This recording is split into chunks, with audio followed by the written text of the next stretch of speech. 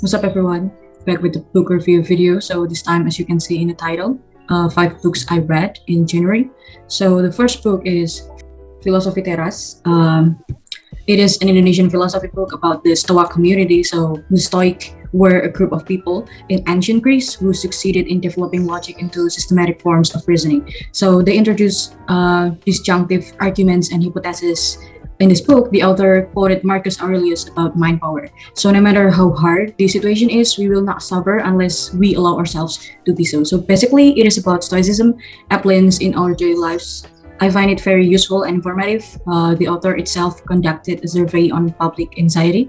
He applied philosophy to the human psychological condition, how to be sane, how to be calm and collected, and how to be able to accept the reality on what is happening to us at the moment.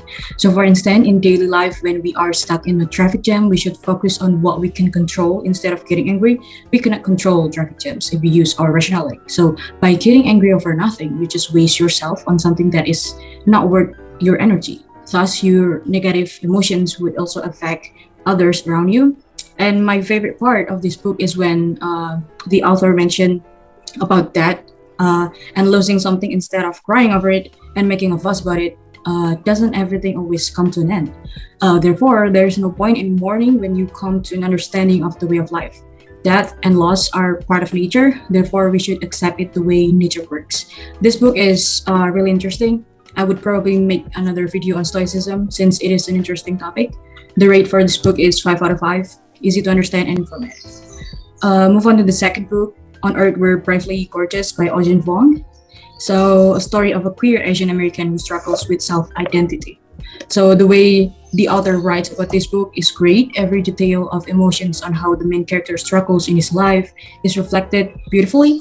His relationship with family and partner about racism and discrimination, prejudice of a certain color, gender stereotyping, and homophobia. For this one, I would rate it 4 out of 5, pretty good. The third book I read in January is The Great Gatsby by Scott F. Fitzgerald, if I'm not mispronouncing it, a classic. In the novel, first-person narrator Nick Carraway describes contacts with mystery millionaire Jay Gatsby and Gatsby's preoccupation with getting back together with his ex-lover, Desi Buchanan. So the story is set in the Jay's Age on Long Island, close to the New York City. The cast of people in The Great Gatsby who lives in the fictional Long Island communities of West Egg and East Egg perfectly represent the wealth and hedonism of the time. For me, this one is 3.5 out of 5. I think The Great Gatsby is overrated. I was looking forward to it. The writing style is mediocre, unfortunately, and I thought the plot lacked depth. And I read more like a soap opera than a drama. And then next book is the famous 1984 by George Orwell. As you can see here. What a really great book, I'm saying. It is about utopian literature and social criticism. What a genius man. It displays Oceania's unequal and rich society, which is characterized by totalitarian ideologies and ongoing surveillance. After observing what occurred to the people in Nazi Germany, Orwell wrote the book as a warning of what may occur if people allowed their governments to have an excessive amount of authority. The book also explains how governments can change reality and twist the truth to fit the story. The main message of George Orwell's novel 1984 is to alert readers to the horrors of dictatorship. The book's primary objective is to illustrate such as governmental structure might have on society and the individuals who reside it. Before this one, I read IQ 84 by Murakami, and I can see the similarities in the writing style and the inspo of some characters. Of course, both of them have their own uniqueness, but after reading 1984 by George Orwell, I must say I like this one way better. It is so deep, dark, and twisted. It is so good, I want to give it a 10, but that is not possible, so I give it 5 out of 5. Last book I read in January is The Rebel by Albert Camus.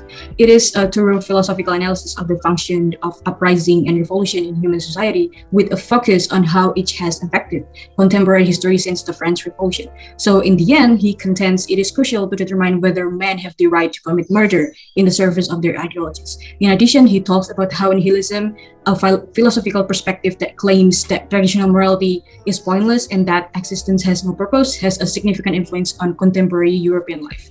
My favorite part is the rebellion and the novel. He mentioned the revolutionary criticism condemns the novel in its pure form as being simply a means of escape for an idle imagination. The word romance is frequently used in casual conversation to refer and embellish our false narrative of an event. It wasn't that long ago when it was assumed that young girls, despite appearances to the contrary, were romantic, by which it was meant that these idealized beings failed to take into consideration reality as it exists in the real world. Overall, what a great book. I rate this one 5 out of 5. And yeah, that's all for the video as usual. Thank you for watching this video. See you guys on the next monthly review. Bye.